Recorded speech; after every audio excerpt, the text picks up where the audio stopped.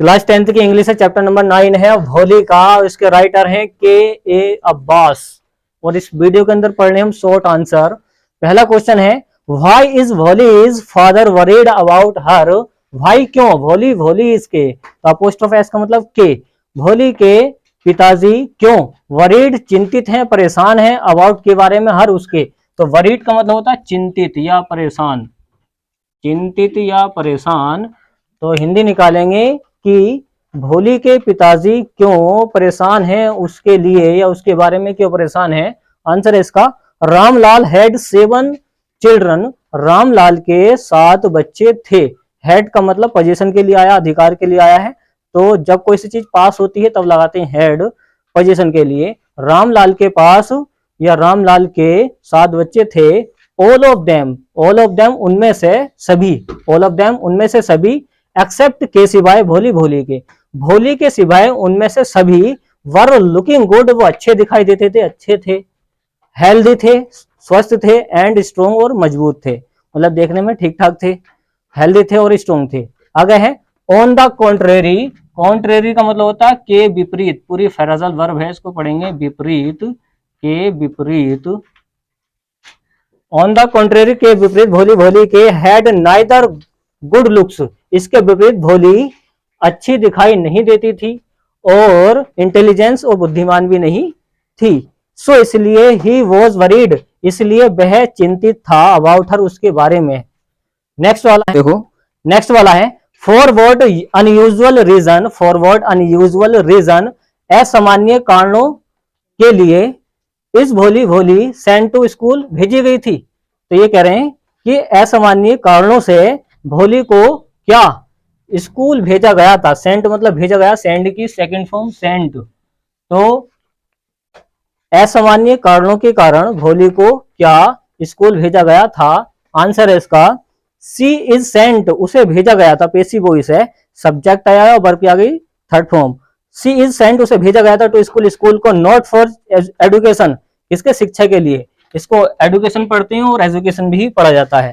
तो सी is sent, उसे भेजा गया था टू स्कूल, स्कूल को, नॉट फॉर एडुकेशन, एडुकेशन के लिए नहीं, बट परंतु टू वरी, चिंता थी, her teacher, but to worry her teacher about her, परंतु उसके टीचर उसके बारे में क्या थे, परेशान थे। नेक्स्ट वाला है, डज भोली enjoy her first day at school. Does भोली, क्या भोली एंजॉय आनंद लेती है, प्रेजेंट का इंडेफिनिट है डज आया, तो क्या भोली आनंद लेती है हर फर्स्ट डे, अपने पहले दिन, एट स्कूल, स्कूल में। आंसर है इसका, यस हाँ, यस हाँ, भोली एंजॉयज, भोली मजे लेती है या आनंद लेती है, सब्जेक्ट आ गया, वर्ब आ गया एस, भोली आनंद लेती है हर फर्स्ट डे, अपने पहले दिन, एट स्कूल, स्कूल में। एस जैसे ही, सी वॉज ग्लेड, जैसे ही वह खुश हो गई थी, ग्लेड टू का मतलब खुश होना, खुश होना, तो वो खुश हो गई थी फाइंड देखकर, फाइंड देखकर। एज जैसे ही सी वॉज ग्लेड टू फाइंड, वह खुश हो गई थी फाइंड देखकर, ये पाकर, सो मेनी गर्ल्स, बहुत सारी लड़कियों को, ऑलमोस्ट ज्यादातर, ऑलमोस्ट का मतलब होता है ज्यादातर, ज्यादातर स्कूल में लड़कियों को देखकर वो खुश हो गई थी। ऑफ हर ऑन एज, अपनी खुद की उम्र की, खुद की उम्र की।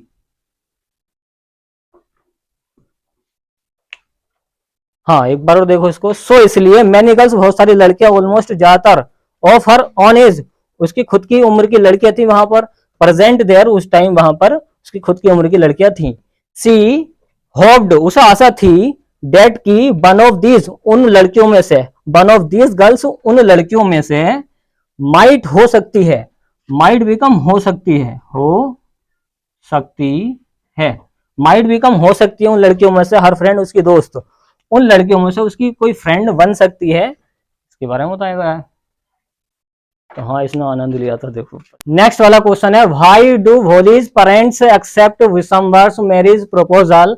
भाई क्यों डू भोलीज, भोलीज के माता पिता क्यों, एक्सेप्ट उन्होंने स्वीकार कर लिया, विशंबर्स, विशंबर के शादी के प्रस्ताव को, मैरिज प्रपोजल, शादी के प्रस्ताव को उसने क्यों एक्सेप्ट कर लिया था, पेरेंट्स ने, किसके, भोली के। आंसर है इसका, Vishambar is a rich grocer, Vishambar एक अमीर बनिया था या मालदार था, ग्रोसर का मतलब निकलेगा बनिया। He has a big shop, उसकी एक बड़ी दुकान है। एंड और हिज ओन हाउस, और उसका खुद का घर है। He also does not ask, और वह डज नॉट आस्क, वह मालूम नहीं करता है।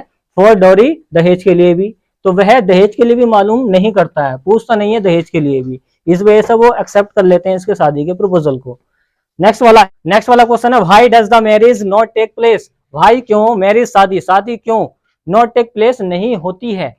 टेक प्लेस का मतलब यहाँ पर होगा नहीं होती है, प्रेजेंट का इंडेफिनिट है, तो शादी क्यों नहीं होती है।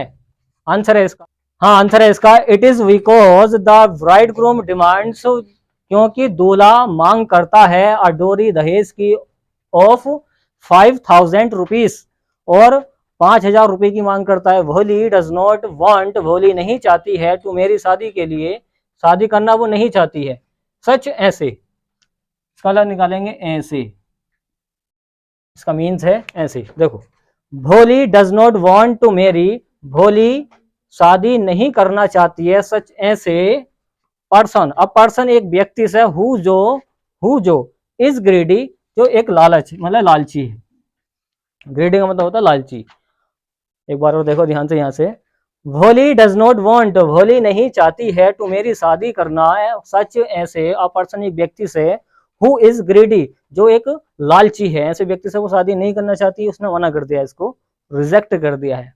नेक्स्ट वाला है, भाई वो सुलेखा कोल्ड भोली, भाई क्यों वो सुलेखा, सुलेखा को क्यों कोल्ड कहा जाता है, भोली भोली, सुलेखा को भोली क्यों कहा जाता है। आंसर है इसका, हाँ इसका आंसर देखो ध्यान से, देखो इसका आंसर है इसका, एट 10 months एज, 10 महीने की होने पर सुलेखा हैड फॉलन ऑफ, गिर गई है, द कोट, चारपाई से, इट, यह, इससे, परहैप्स शायद, इससे, परहैप्स शायद, हैड डैमेज्ड, डैमेज्ड का मतलब होता है क्षतिग्रस्त हो जाना या चोट लग जाना, चोट लग गई, तो इससे उसको क्या होगा, शायद चोट लग गई थी, सम पार्ट, कुछ हिस्से में, ऑफ हर ब्रेन, उसके दिमाग के हिस्से में चोट लग गई थी, किससे, खाट पर से गिर के, या चारपाई से गिर के।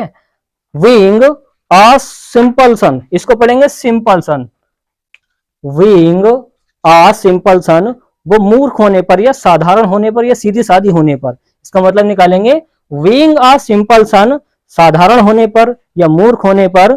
सी वॉज कोल्ड, उसे कहा जाता था भोली भोली, ये पैसिव वॉइस है पास्ट के इंडेफिनिट का, उसे भोली कहा जाता था।